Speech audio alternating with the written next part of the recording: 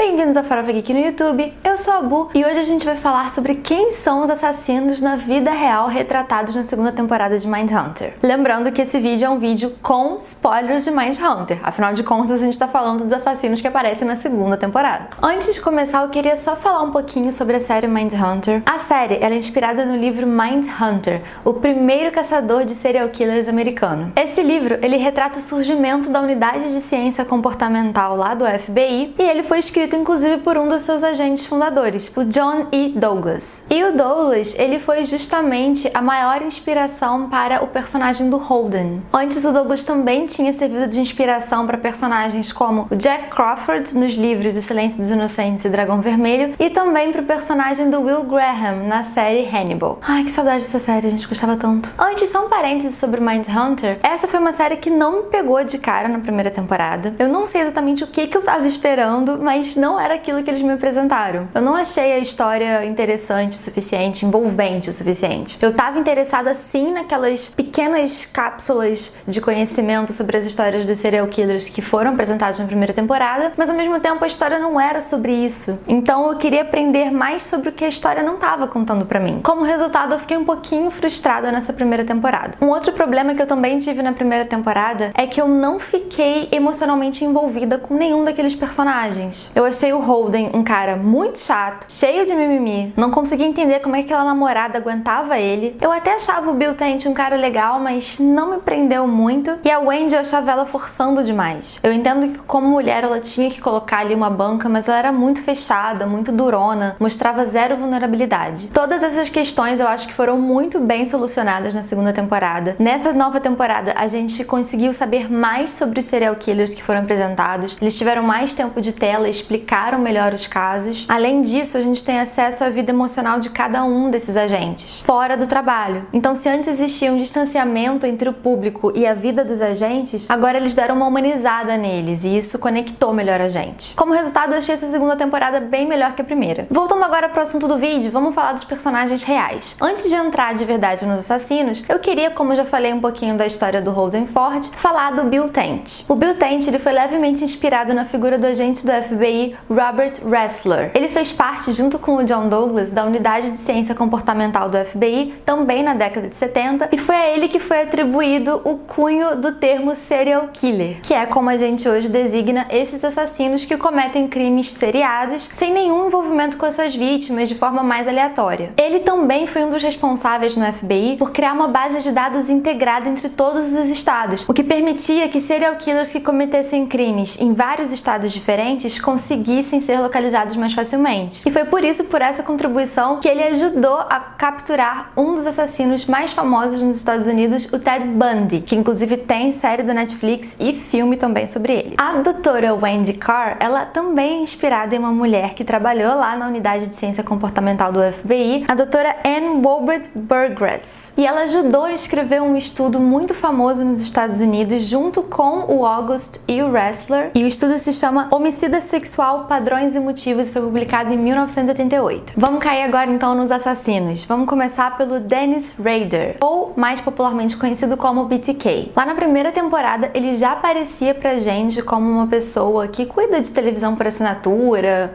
um técnico, né? E até agora ele tá sendo acreditado somente como o técnico de televisão. Então ainda não quiseram quebrar esse mistério, mas tudo indica que seja sim o BTK, que foi um assassino nos Estados Unidos muito famoso, que ele mandava cartas pra imprensa toda vez que ele matava alguém. Ele foi acusado de matar 10 mulheres e ele se auto-intitulou em uma dessas suas cartas abertas à imprensa de BTK, como uma sigla para Bind, Torture and Kill, ou seja, amarrar, torturar e matar. E acredite se quiser, o BTK ele era um líder religioso antes de começar essa matança dele e estima-se que ele tenha matado 10 pessoas. Eu falei mulheres antes, mas na verdade a maioria são mulheres, mas ao todo foram 10 pessoas entre 1974 e 1991. O BTK ele só foi preso em 2005, quando ele tinha 60 anos. Então muito provavelmente a gente ainda vai ver ele ao longo de várias temporadas em Mindhunter. Lá em 2005, quando ele foi capturado, ele admitiu ser culpado de todos os crimes e foi condenado a 10 prisões perpétuas sem a possibilidade de condicional. Atualmente ele cumpre pena em uma prisão lá no Kansas e ele deu uma entrevista em 2018 tentando explicar por que ele cometeu todos esses crimes. E ele diz que ele cometeu porque quando ele era pequeno pequeno, um demônio entrou no corpo dele e fez ele passar a cometer todos esses crimes. Ele não tem mais controle do corpo, quem manda nele é o demônio. Vamos falar agora do Ed Kemper, interpretado pelo Cameron Britton. O Kemper, ele foi um assassino que fez tanto sucesso na primeira temporada, que eu acho que viram que ele merecia voltar para a segunda temporada, e ele fez uma pequena participaçãozinha, mas que agradou os fãs. A história de matanças do Kemper começa cedo. Quando ele tinha só 15 anos, em 1964, ele matou a avó e o avô. Ele matou a avó porque ele teve uma pequena discussão com ela, e aí ele matou o avô quando ele estava chegando em casa com um tiro de espingarda. E ele diz que ele só matou o avô porque ele não queria que o avô dele chegasse em casa e descobrisse que a esposa dele estava morta. Por causa desse crime, ele foi internado em uma instituição psiquiátrica para menores, só que ele era um paciente tão exemplar, mas tão exemplar, que os médicos decidiram liberá-lo quando ele tinha 21 anos. Mas apesar de ter sido libertado, os médicos lá indicaram que ele tinha esquizofrenia paranoide, ou seja, um perigo para a sociedade, né? E aí não deu outra. Ele conseguiu ficar 3 anos sem fazer absolutamente nada de errado, que as pessoas tenham descoberto depois, mas entre 1972 e 1973 ele matou 8 pessoas, no caso 8 mulheres, sendo as últimas das suas vítimas a própria mãe e uma amiga dela. E o assassinato da mãe dele é bem como a série retratou mesmo, foi super violento. Ele decapitou a própria mãe e fez coisas horríveis com o cadáver, estuprou de todas as formas, um crime bem pesado. Em uma entrevista, ele foi indagado por que ele tentou cortar as cordas vocais do cadáver da mãe. E para isso ele respondeu que parecia correto ele ter feito isso, já que a mãe dele, quando ela era viva, não calava a boca e enchia o saco dele pra caramba. Bem normal, né? O Kemper, na década de 70, de fato esteve na mesma prisão que o Charles Manson. E até hoje ele continua lá, na repartição de saúde mental na prisão da Califórnia. Ele tá lá cumprindo 8 prisões perpétuas e apesar da violência dos crimes dele e da natureza do sistema carcerário, o sistema prisional norte-americano, não foi rejeitado para ele a possibilidade de condicional. Inclusive, a próxima audiência de condicional dele tá marcada para 2024. Só uma coisa que eu queria ressaltar no Kemper da série é que o Cameron Britton, ele foi incrível como Kemper. Na minha humilde opinião, ele merece todos os prêmios porque ele fez um trabalho sensacional. Você percebe em toda a presença corporal dele, os trejeitos, a maneira como ele fala. A gente vai deixar aqui linkado na descrição do vídeo entrevistas reais com o Ed Kemper e você fecha os olhos, parece que você está ouvindo o próprio Cameron Britton. Ele tá realmente incrível nesse papel. Próximo da lista é o David Berkowitz. Ele se auto-intitulou o filho de Sam e ele atuou em Nova York no verão de 1976. O modus operandi dele era pegar uma arma e atirar em casais que estavam em carros. Quando ele foi pego pela polícia em 1977, ele foi questionado por que ele cometeu esses crimes. E aí ele respondeu que era muito simples. Havia um demônio dentro de um cão labrador que mandava ele cometer esses crimes. Na segunda temporada de Mindhunter, a gente vê que o Holden não comprou nem um pouco essa ideia que o David tentou mandar pra ele. Você tá mentindo? Você é mó caô. E isso de fato aconteceu na vida real. O Douglas diz que ele nunca acreditou no filho de Sam e que falou isso pra ele. Quando confrontou o filho de Sam, ele falou: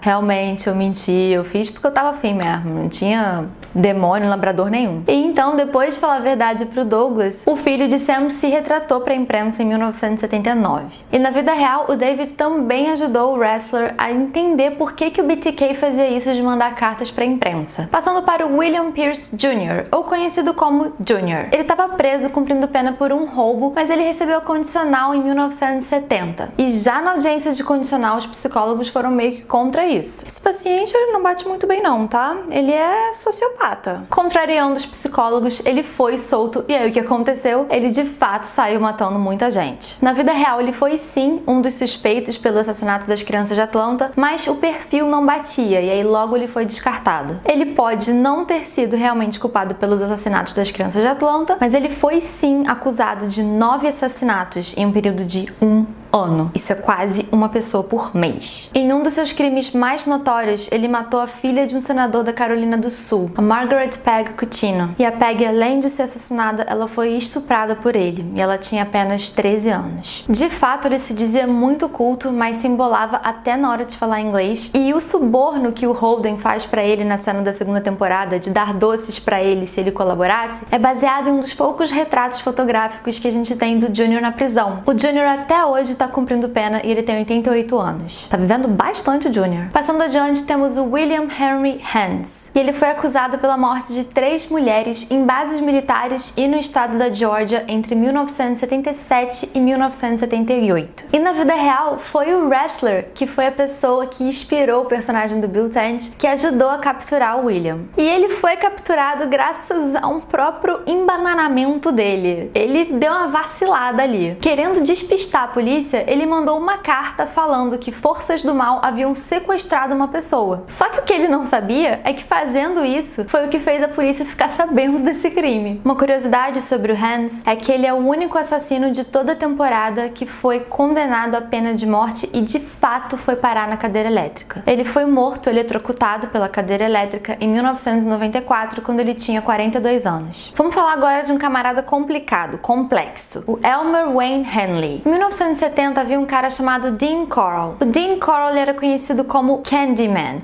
ou o doceiro em inglês. Ele aliciava garotos entre 13 e 20 anos. Na série a gente até tem uma brincadeirinha com isso, né? Um dos agentes fala: ah, ele aliciava com balas? E aí um deles, eu acho que é o Bill, que corrige: não, cara, doce aí é de droga. Então ele aliciava garotos com promessas de docinhos, levava eles pra sua casa, torturava, estuprava e matava esses garotos. E onde é que entra o Elmer Wayne nessa história? O Candyman tentou aliciar o Elmer, mas eles acabaram virando amigos, criaram ali algum tipo de conexão, e o Elmer então passou a recrutar garotos para o Candyman, para que o Candyman então estuprasse, matasse, torturasse esses garotos. O Elmer fala que ele nunca encostou um dedo em nenhum deles. A participação dele nos crimes era apenas indicar os garotos para ele. O Candyman ele foi acusado entre 1970 e 1973 a matar, assassinar e estuprar 28 garotos entre 13 e 20 anos. E a série fala na vida real uma coisa que de fato aconteceu. Foi o próprio Elmer o responsável por ter matado o Candyman. E o motivo foi exatamente como retratado em Mindhunter. Certa vez, o Elmer, em vez de trazer um garoto, trouxe uma garota. E isso enfureceu o Candyman. Afinal de contas, ele tinha um perfil, ele era organizado. E ele ficou com tanta raiva que partiu pra cima do Elmer. Então o Elmer fala que meio que pra se defender ali, ele pegou o revólver, a arma e começou a mandar bala no Candyman. E pela sua participação nos massacres de Houston e pela morte do Candyman, o Elmer pegou 6 prisões perpétuas. Em 2015, ele aplicou para receber o benefício da condicional, mas teve seu pedido negado. Vamos pular agora para falar de um dos maiores assassinos do mundo todo, de todos os tempos, Charles Manson. E aqui a gente tem uma curiosidade interessante sobre o ator que faz o Charles Manson em Mindhunter, o Damon Herriman. Pra sorte, ou azar dele, sei lá, depende do contexto, o Damon Herriman realmente se parece muito com Charles Manson, porque além de ter interpretado Charles Manson em Mindhunter, ele também é o mesmo ator que interpretou o icônico criminoso lá no filme do Tarantino Era Uma Vez em Hollywood. Se fosse eu, ia ficar um pouco preocupada com essa semelhança. Na vida real, o Douglas, o agente da FBI que inspirou o Holden, de fato tem um fascínio muito grande pelo Charles Manson. Ele entrevistou o Manson mais de uma vez e falou que ele acha o Manson um cara muito manipulador, muito inteligente e que seria muito útil para a unidade de ciência comportamental do FBI. Isso se ele fosse um cara, né, bacana. Ele diz que o Manson sempre tentava ficar por cima nas entrevistas, então ele tinha essa postura mais arrogante, mais superior. E uma coisa que aconteceu na vida real que de fato a série copia é que ele ficava mesmo sentado na parte superior da cadeira, pra ficar meio que mais alto, sabe? Como se ele estivesse olhando pros agentes de cima pra baixo, ele que fosse superior e não os agentes. E o Charles Manson, ele foi acusado de liderar e arquitetar diversos assassinatos na década de 70. Ele era o líder da família Manson. Então, de acordo com os jovens capturados, ele que era o responsável por aliciar, instigar e elaborar todos os planos de mortes que os jovens cometeram. E isso inclui o famoso assassinato da atriz Sharon Tate, que era esposa do Roman Polanski à época do crime e estava grávida de 8 meses. É comum a gente falar que o Charles Manson nunca matou ninguém. Só que isso, para fins legais, para fins do direito, é uma inverdade. Para o direito penal, o mandante do crime é tão assassino quanto a pessoa que foi lá e puxou o gatilho, ou dilacerou, esfaqueou, enforcou, enfim. A pessoa que comete o crime é tão criminosa quanto o mandante dele. Então não tá certo a gente falar,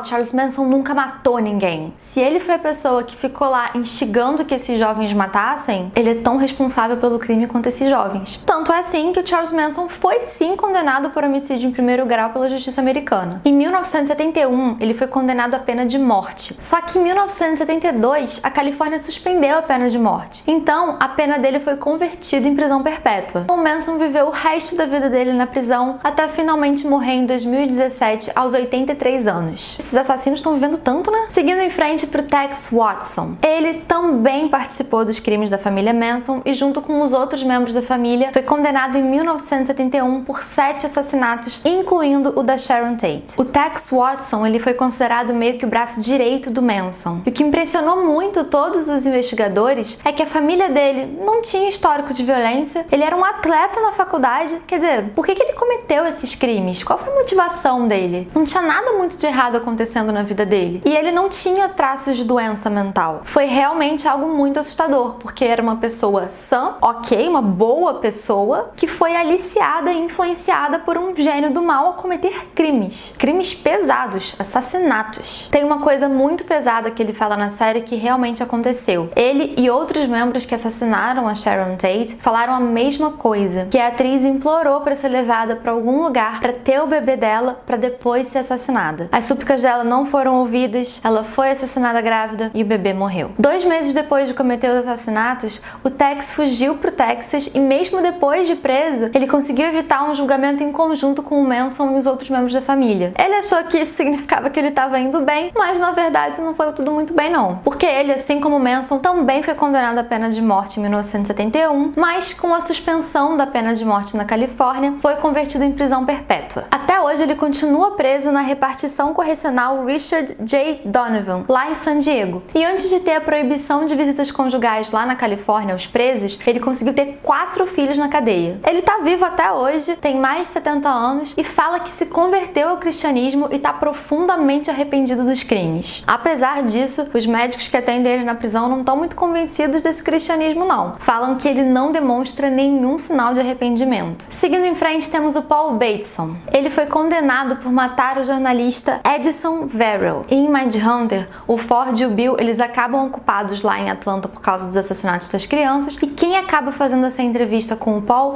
é o Andy e o Greg. Só que eles não têm tanta experiência, então eles acabam sendo muito manipulados pelo Paul. Na vida real, o Paul de fato era muito manipulador e ele manipulou tanto as autoridades que eles não conseguiram condená-lo por crimes que supostamente ele teria cometido lá em Greenwich entre 75 e 77. Por causa disso, ele foi solto em 2003, depois de 24 anos preso. Ele ainda tá vivo até hoje e o paradeiro dele é desconhecido. Pra finalizar, vamos falar do assassino que mais permeia toda a temporada, o Wayne Williams. O principal caso que permeia toda a segunda temporada de Mindhunter é justamente o assassinato das crianças de Atlanta. E o Williams, ele foi o principal suspeito da polícia de ter cometido esses crimes. Só que aí, como mostrado no final da segunda temporada, ele nunca confessou nenhuma participação nesses assassinatos. Até hoje, ele jura que é inocente. Assim como em Mindhunter, em 1981, ele foi de fato acusado pelo assassinato de 2 adultos, mas nunca formalmente acusado do das crianças. Por causa disso, muitos familiares das crianças acreditam que os casos delas ainda não estão solucionados. Apesar disso de fato continuar um mistério, fato é que na vida real, assim que o Wayne foi preso, os assassinatos das crianças pararam de acontecer. Será que é só coincidência? Um parênteses aí sobre o Wayne é que o ator Christopher Livingston tá incrível como Wayne Williams. A gente vai deixar aqui linkado na descrição do vídeo um vídeo de entrevistas do Wayne com vários trejeitos dele para vocês verem como a semelhança tá impecável. Realmente um trabalho de estudo muito bom do ator. Esse foi o nosso vídeo analisando aí todos os assassinos que apareceram ao longo da segunda temporada de Mindhunter e a gente quer saber qual deles mais chocou. Qual é, na sua opinião, o serial killer mais aterrorizante dessa série? Deixa aqui pra gente nos comentários a sua opinião. E se você gostou desse vídeo, não se esqueça de se inscrever no canal, deixar o seu like e acessar o Farofa Geek para outros conteúdos muito bacanas do universo pop. Um beijo e até a próxima!